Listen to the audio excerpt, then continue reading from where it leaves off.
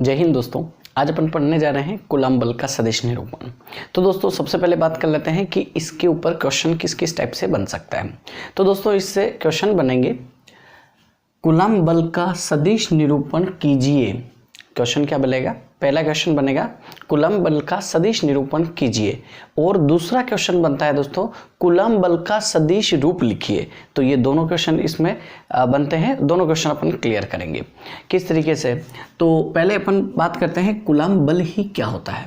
दोस्तों कूलम्ब बल को स्थिर विद्युत बल भी कहा जाता है, सबसे पहली बात। और दो आवेशों के बीच में लगने वाले बल को कूलम्ब बल कहते हैं। क्या कहते हैं दोस्तों? कूलम्ब बल कहते हैं। दो आवेशों के मध्य लगने वाले बल को कूलम्ब बल कहते हैं। और इससे पहले वाले वीडियो में अपन ने जाना था कि दो आवेशों के मध्य लगने वाला बल उन दोनों आवेशों के गुणनफल के समानुपाती तथा उनके बीच की दूरी के वर्ग के व्युत्क्रमानुपाती होता है। अगर ये समानुपात हटाया जाए तो एक कांस्टेंट लगता है दोस्तों, F = K Q1 Q2 upon R²। और इसी को अपन कहते हैं दोस्तों कूलम्ब बल। क्या बोलते हैं दोस्तों? कूलम्ब बल। तो ये सदिश निरूपण क्या है? सदिश निरूपण दोस्तों ग्राफ के ऊपर प्रदर्शित करना दिशा सहित सदिश निरूपण कहलाता है। तो अपन दिशा सहित प्रदर्शित करते हैं तो ग्राफ बना लेते हैं। सबसे पहले ये अपन y अक्ष लेते हैं, ये अपना x अक्ष, और यहाँ ये अपना मूल बिंदु है। यहाँ पे मान लेते हैं पहला कोई आवेश, यहाँ से ऐसे दूरी मापी जाती है तो इसको Q1 लिख देते हैं, और इसकी यहाँ से यहाँ तक दूरी लिख देते हैं R1।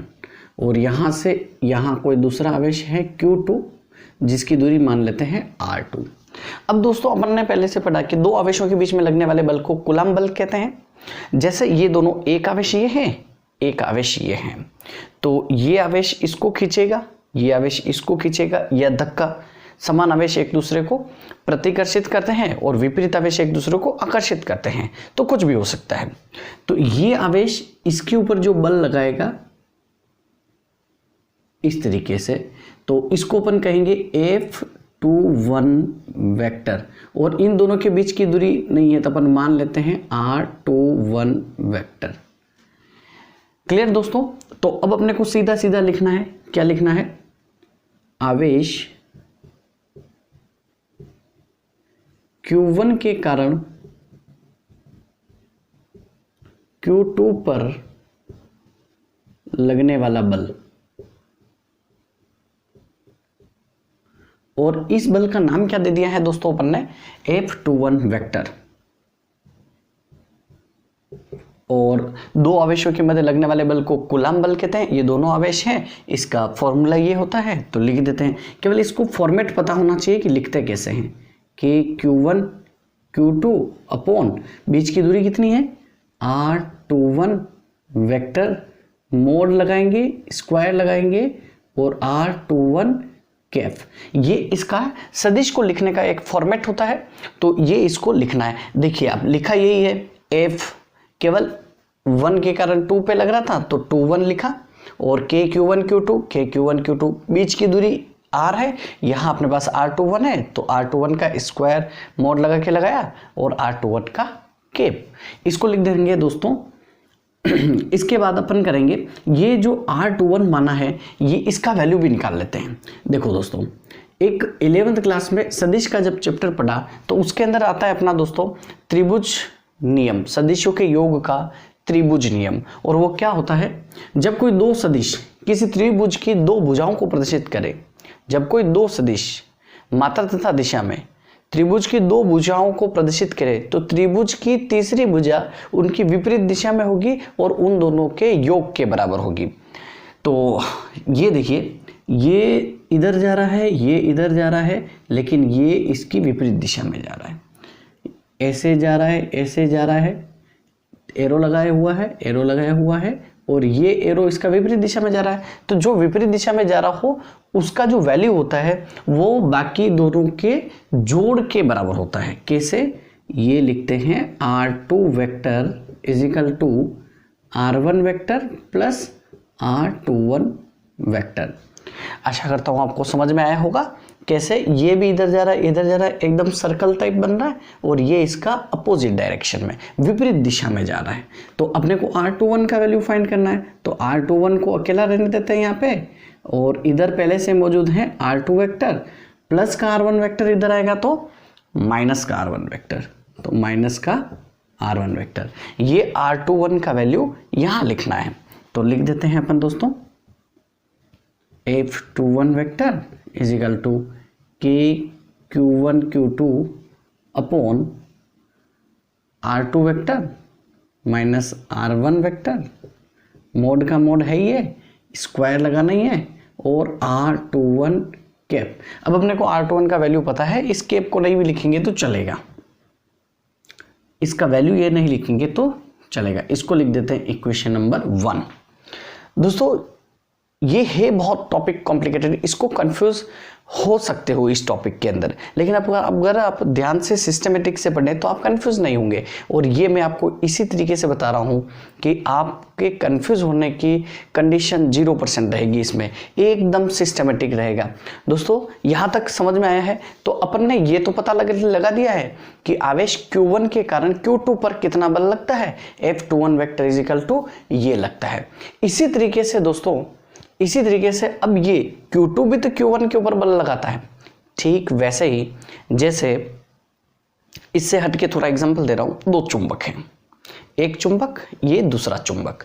दोस्तों इस चुंबक को यहां पे टाइट पकड़ के रखूं या फिर इसको ऐसे रखूं और दूसरे चुंबक को यूं पास में लाऊं, तो क्या होगा, ये पास में लाते ही ये चुंबक इसको या तो धक्का देगी या फिर इधर खींचेगी, तो ये इधर पास में भी आ सकता है, दूर भी जा सकता है।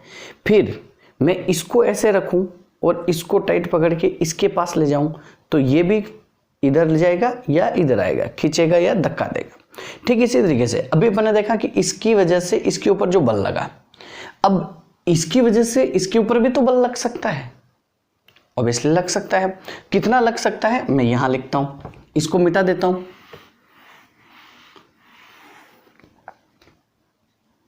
अपने पास एक बल यहां से ये कंप्लीट हुआ है और अपन दूसरा कंडीशन पढ़ रहे हैं, ये इसके बाद आपको सिस्टमेटिक ये यहां तक लिखना है, फिर यहां तक।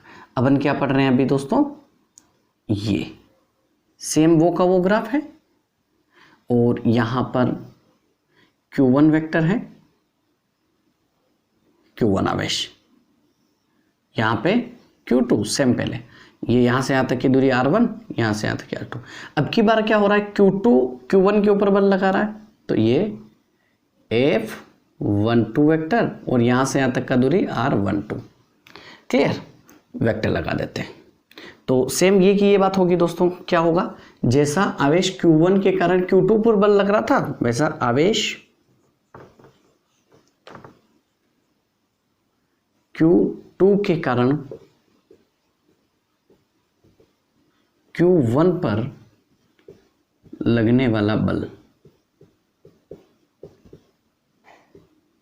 और यहां पे अपने पास क्या हो जाएगा, F12 वेक्टर।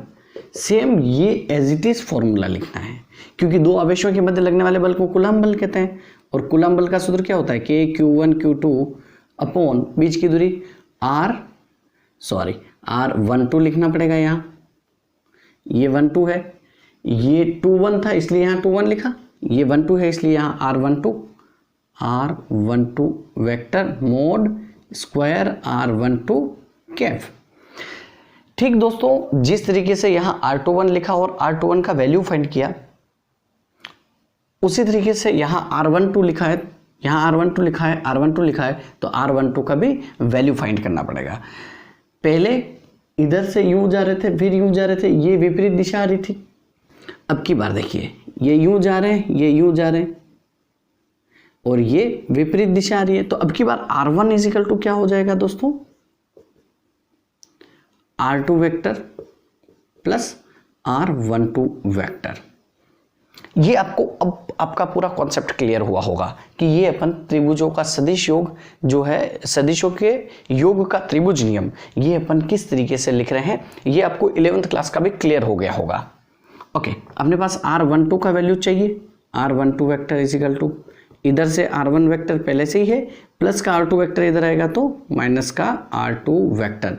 तो अपने पास ये r12 का वैल्यू आ गया है, लिख देते हैं दोस्तों f12 vector is equal to k q1 q2 upon r1 vector minus r2 vector mod square r12 cap. ये आ गया है आपके पास दोस्तों दूसरा समीकरण। यहाँ तक आपको कंप्लीटली अब समझ में आ गया होगा कि अपन ने इसको किस तरीके से सॉल्व किया है। एक डायग्राम बनाकर भी अपन सॉल्व कर सकते थे जैसे बुक में दे रखा है, और काफ़ी टीचर्स ऐसा बताते भी हैं। अगर आप दोनों अलग अलग डायग्राम बनाते हैं तो ज़्यादा बेहतर तरीके से आपको समझ में आता है। अभी ये समझ में आया है तो एक बार लाइक तो बनता है दोस्तों, और सब्सक्राइब नहीं किया है चैनल तो सब्सक्राइब भी बनता है। और आपको कोई भी टॉपिक अगर नहीं समझ में आए तो सरल तरीके से समझना है तो आप कमेंट बॉक्स में ज़रूर लिखें, वो टॉपिक मैं ज़रूर उसको सरल तरीके से बताऊंगा, या फिर आप प्ले लिस्ट में जाके उसको ढूंढ सकते हैं। ओके, अब दोस्तों आपको समीकरण 1 और 2 को ध्यान से देखें तो k q1 q2 इसमें भी है, k q1 q2 इसमें भी है। यहाँ पे r1 माइनस r2 स्क्वायर है, यहाँ पे r2 माइनस r1 स्क्वायर है, और इसका वैल्यू भी क्या है r1 माइनस r2, इसका वैल्यू भी क्या है r2 माइनस r1। अगर मैं मान लूँ, मैं क्या कहना चाहता हूँ दोस्तों अभी समझिए, यदि मैं ये रफ काम है, ये यहाँ बताने का नहीं है, r1 का वैल्यू अगर मान लो 5 सेंटीमीटर और r2 का वैल्यू अगर मान लो 3 सेंटीमीटर, समझ रहे हैं बात। k q1 का वैल्यू तो इसमें जो है इसमें भी ये का यही रहेगा। अब यहाँ देखिए r2 मतलब 3 माइनस 5, तो ये वैल्यू क्या आ रहा है 3 माइनस 5, जो r21 है 3 माइनस 5 तो कितना हो जाएगा -2, -2 का स्क्वायर इज इक्वल टू 4 आता है। इधर भी, इधर r1 का वैल्यू क्या है 5 माइनस 3 कितना होगा 2 का स्क्वायर इज इक्वल टू 4। मतलब ये पूरा वैल्यू और ये पूरा वैल्यू तो सेम है, लेकिन r12 कैप, r12 का वैल्यू क्या है r1 माइनस r2, तो ये केवल और केवल r12 का कैप जो है, यहाँ लिख देता हूँ r12 कैप है, इसका वैल्यू क्या आ रहा है, इधर तो आ रहा है 2, क्योंकि इसका वैल्यू क्या है r1 माइनस r2, 5 माइनस 3 बराबर 2, लेकिन इधर r21 का वैल्यू जो आएगा वो क्या आएगा 3 माइनस 5 इज इक्वल टू -2। तो कुल मिलाकर अभी अपने को बात ये समझना है दोस्तों, हम समझाना ये चाह रहे हैं कि ये पूरा वैल्यू और ये पूरा वैल्यू तो सेम है, लेकिन ये और ये वैल्यू सेम तो है, ये -2 आ रहा है, ये 2 आ रहा है, लेकिन विपरीत है, एक प्लस है और एक माइनस है। समझे आप? ये पूरा वैल्यू तो इसके सेम आएगा और ये हैं तो सेम लेकिन विपरीत हैं, तो अपन यहाँ पे ऐसा लिख सकते हैं। ये आपको समझ में आया दोस्तों? ओके, समझ में आया तो आप यस सर लिख सकते हैं। ओके, मैं यहाँ पे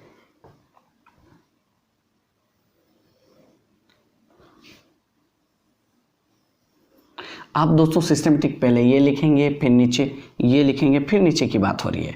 और क्या लिख रहे हैं? समीकरण 1 व 2 से क्या आ रहा है दोस्तों? r12 cap is equal to minus of r21 cap. Same तो है लेकिन अपोजिट है, ये बात ठीक है दोस्तों? ओके, अगर ये और ये सेम है, समान है और विपरीत है, तो इस पूरे का वैल्यू भी सेम और विपरीत आएगा, तो अपन क्या लिख सकते हैं दोस्तों?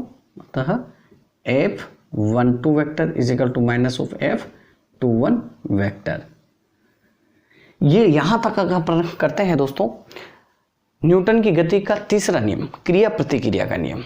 जब दो बल लग रहे हो, एक दूसरे के कारण दो वस्तुओं पे बल लग रहे हैं और वो समान और विपरीत लगेंगे, इसी को अपन क्रिया प्रतिक्रिया बल कहते हैं। ये इसके ऊपर बल लगा रहा है और ये इसके ऊपर बल लगा रहा है इसमें, तो ये दोनों एक दूसरे के ऊपर बल लगा रहे हैं, समान लगा रहे हैं और विपरीत लगा रहे हैं। यही अपन ने ये पूरा सोल्व करके सिद्ध किया। ये आपका पूरा का पूरा जो क्वेश्चन है, जो कि कम से कम 2-2.5 नंबर का तो आता ही है, ये क्या है? कूलम्ब बल का सदिश निरूपण है, पूरा जब क्वेश्चन करना हो। अब बात करते हैं दोस्तों जो 1 नंबर का क्वेश्चन आता है बोर्ड के अंदर और नीट जेई के अंदर, तो दोस्तों 2-2 नंबर के क्वेश्चन आते हैं और उसमें यही आएगा कूलम्ब बल का सदिश रूप लिखो। तब आपको एक सिंगल लाइन में आंसर देना है और वो है दोस्तों यहाँ, ये बता रहा हूं मैं, ये आपका एकदम पिक पॉइंट जो आंसर है वो F vector is equal to K Q1 Q2 upon R vector mod square और R कैप। ये दोस्तों आपका कूलम्ब बल का सदिश रूप है। तो एकदम परफेक्ट आंसर 1 नंबर का पूछा जाए तो आपको ये लिखना है, और सदिश निरूपण कहा जाए पूरा का पूरा सदिश निरूपण कीजिए या व्यक्त कीजिए तो आपको ये पूरा लिखना है। दोस्तों समझ में आया तो वीडियो को लाइक करें और शेयर करें और सब्सक्राइब करें। मिलते हैं अगले वीडियो में। Thank you.